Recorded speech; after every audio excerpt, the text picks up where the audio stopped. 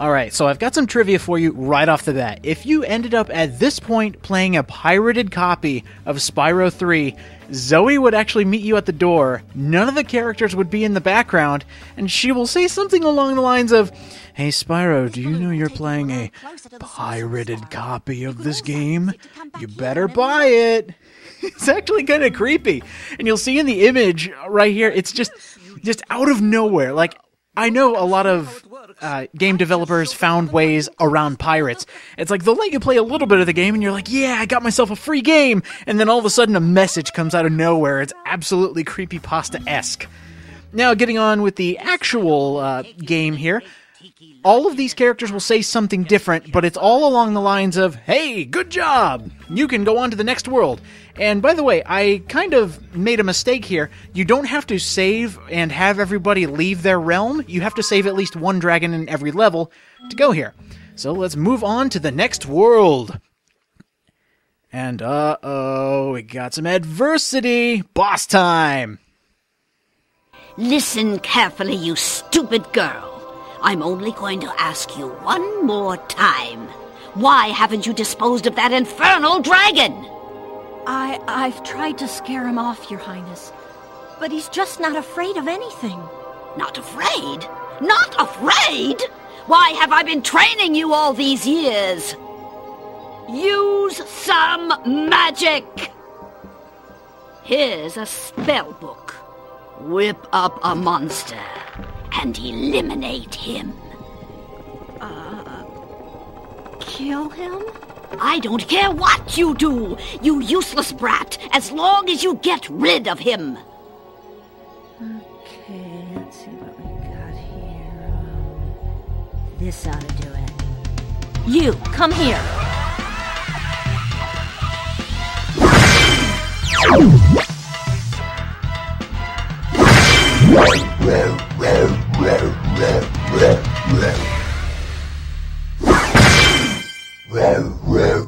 That is one ugly-looking toad monster. And how did it go from rabbit to, like, giant mutant frog? It just doesn't make a lot of sense. But anyway, we have our very first boss, Buzz. And you'll see why he's called Buzz. When I heard the sorceress was planning to ambush you, I got here as fast as I could. No worries, though. This wussy green toad will be no match for the two of us. Yeah, Sheila, let's tag team. Every time you get into a boss fight, the character you saved in that world will actually come and lend a hand, or in Sheila's case, lend a foot. So Buzz is a very, very easy boss. You should have no troubles defeating this guy. I mean, you shouldn't have trouble defeating any of the bosses, save for maybe the second one. But this guy, he can't actually hurt you. After you hurt him, he turns into a giant buzzsaw, but as far as, like, the rest of the fight, he just runs into you. And what you have to do is, after he jumps, run into him, push him into the lava. It's pretty simple stuff here. Until he starts throwing a little curveball into the mix, and he'll actually do it right now. At any point, he will have a ring of fire around him. What's kind of funny is if you get him in the right position, he'll actually go out of his ring of fire. So he tends to do that a lot. I'm not sure. Okay, there we go. So just, stand back for a little bit. It takes him a while to actually get running towards you. So if you just wait like a second or two just to see if that ring of fire comes up, you'll be fine. I want to see if I can get through this entire fight without getting hurt. The only time you should get hurt in this fight is if you accidentally run into the ring of fire. Like that. Alright, so lesson learned, you cannot go into the ring of fire. It has to be gone first. Otherwise, you're just going to run into the barrier. It's a very high barrier, as you saw right there. So the rest of this fight shouldn't be difficult at all. But after you have him 2/3 of his health down, he'll start throwing another curveball. He will start breathing fire. Jeez, I didn't know toads could breathe fire. What makes this section easier, in my opinion, is as soon as he breathes fire, the ring of fire around him is gone. Which means, as soon as he starts shooting fire, which you can easily dodge by jumping, you can hit him again.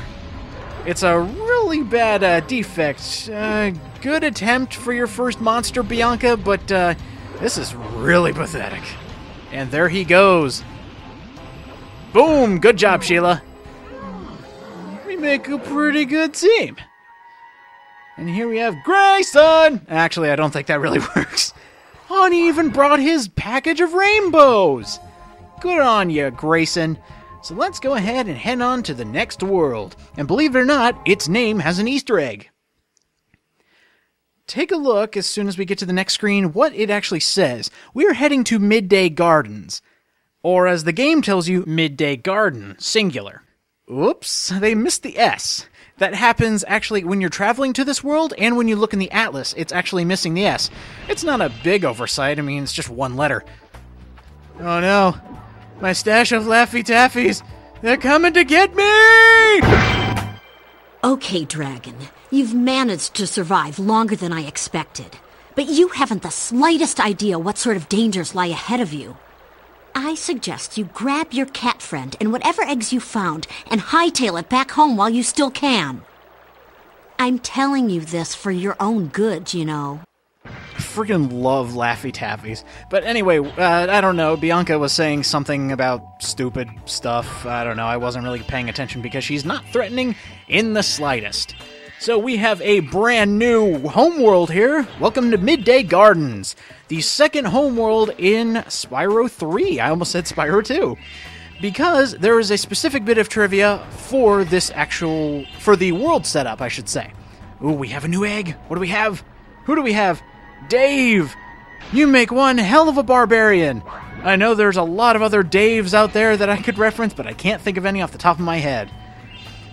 The reason these homeworld names are so cool is because they are named after specific aspects of seasons and time. For example, in Spyro 2, they actually didn't have a chance to use a spring level, because you had the summer forest, you had the autumn plains, and the winter tundra, no space for a fourth realm to make a spring-themed level. So, kind of the clever developers, they added the spring level into this game, by making the first homeworld you go to Sunrise Spring. Good job, guys. A little play on words. And also, you'll notice, the theme for this game is time. We have Sunrise Spring, Midday Gardens, next one is Evening Lake, and then Midnight Mountain. So, pretty cool. I like how it's all set up. This introduces a lot of new aspects to the game, such as ice physics, and we'll get to some other ones later. You mingus. Wait, no. So basically, this homeworld is going to introduce a lot of things, but let me go over the difficulty and other stuff that I like to go over. 400 gems, 5 eggs, not hard at all. The rabbits are your fodder just in case you get hurt. I don't know how, there actually aren't any enemies in here, so the only way you could get hurt is if you somehow glitch through the world. I don't know how you would even do that. It's simple. Hi, Hunter. Hey, Spyro, Zoe told me that if we hit that doodad up there, the portal will open. Why don't you try spitting this rock at it? Here's a new aspect that you may not have known you could do. In fact, we could only do it now. You can pick up items and shoot them at targets by holding down the triangle button, excuse me. I love how Hunter just 100% stone-faced. I mean, I throw a possible meteor at his face and he just goes, huh. And then throws me another one, just so I could do it again. Thanks. I'll see you in there later. Okay, looks like Hunter has his own agenda. That's fine. I will see you later, my cat friend. Let's see, that should be all the gems in here. And I gotta say, of all the different homeworlds, and this goes for all Spyro games, this one looks the best to me. It has a mixture of all the architecture, different aspects they are introducing to you in the game. This giant Colosseum-like structure right here in the middle. And by the way, there's Moneybags with our brand new character, but we'll release him a bit later. We need a bit more cash. Oh, I see you. Hold on. Let me pause that thought just to get this guy. Yes! There he goes. Another thief down, and we have the great and powerful Trixie Tang, the most popular girl at Dimsdale Elementary. There we go, 2 for the price of 1. But yeah, just all how the colors and everything, it all just matches. It seems like it's old-fashioned architecture, but it just looks nice and springy. I gotta say, all the homeworlds in Spyro 2 and 3, because Spyro 1 had some really ugly-looking ones, but the color palette just matches with this. It's so nice to look at. They're also bringing back the chest that you have to open with the head bash just to get some use out of it. Hunter, what do you have? When you see a ladder or walls that look climbable, just jump onto it, and you'll grab it with your claws. An explanation on how to climb.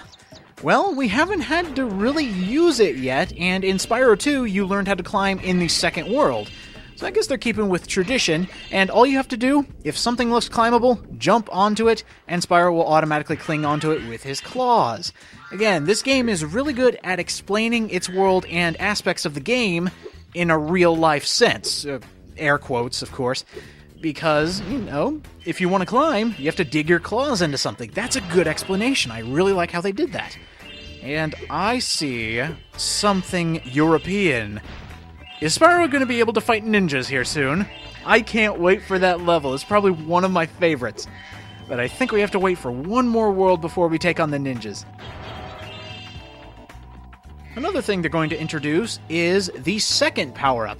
We introduced the flight in the first world, and in this one, I spy a very powerful flame. This is one of my favorite powers in all the Spyro games. Let me make sure we get the rest of these gems. Wow, there's still a lot left, and we'll just save it. Let's blow up some rabbits with high-powered fire. Hi, Spyro. This is a super flame power-up.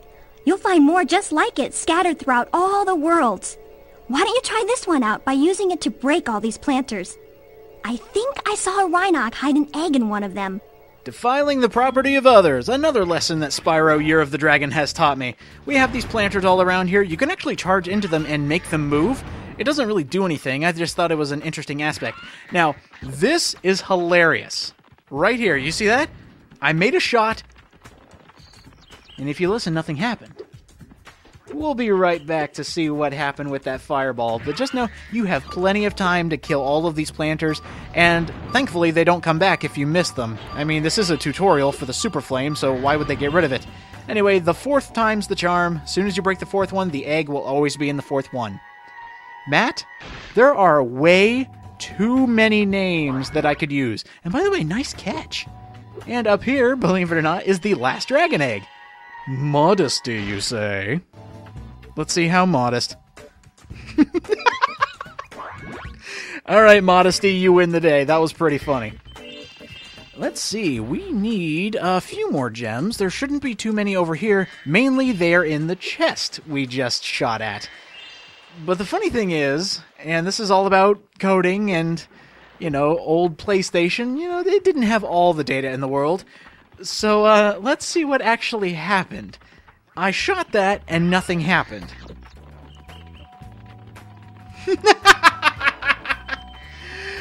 I don't know how that happened. We were too far away, maybe? But I shot it, clear as day, straight at it. It didn't impact until we saw it again. And I am missing 2 gems. This isn't good. Man, I'm gonna have to go searching around all over the place. I mean, I like this level, I just don't like exploring oh, wait, we need one more. Alright, I'm gonna go look for it. I'll be right back. Where did I not get a gem? Could be anywhere. Oh, I see it. Hold on. Yeah, there it is. Finally, we are done. That is everything. We have completed this level, and now for some unfinished business. Moneybags, I believe you have a friend in custody. Ah, my good friend Spyro. The sorceress caught this naughty bird letting off rockets in her fireworks factory, but I'm willing to release him into your custody, provided you pay his outstanding fines. A high-powered penguin that shoots missiles. How much we talking? 700 gems? Good God, but I'll do it. What a sucker. That is, it's a far, far better thing you do today, Spyro, than you have ever done, and, well, so forth, etc. You get the idea. Taking advantage of a friendly dragon, eh? Moneybags, I believe that will be your downfall. And, notice the reference there? Oh yeah, some James Bond action.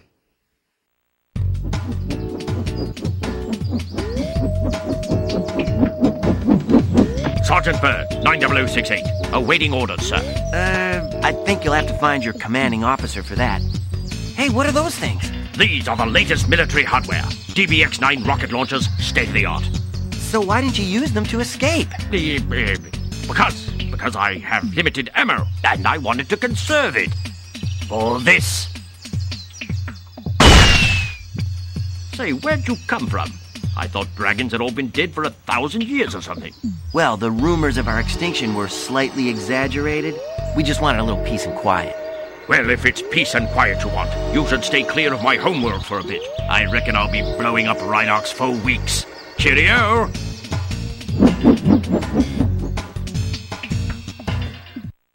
Bird. James Bird. Not quite as debonair, and I think he killed Moneybags. But the hilarious thing is, he is also voiced by Tom Kenny. So the only thing I could imagine when Sergeant Bird started talking was the fact that he was the Hall Monitor!